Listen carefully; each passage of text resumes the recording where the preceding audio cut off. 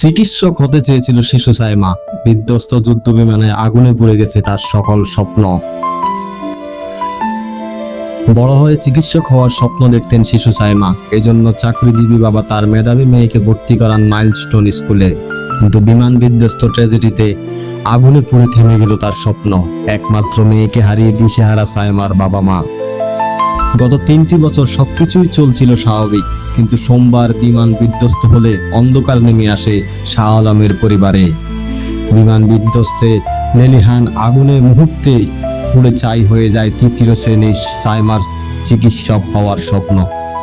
সেদিন সকালে ঘুমের মধ্যে মেয়েকে রেখে অফিসের কাজে বরিশাল যান।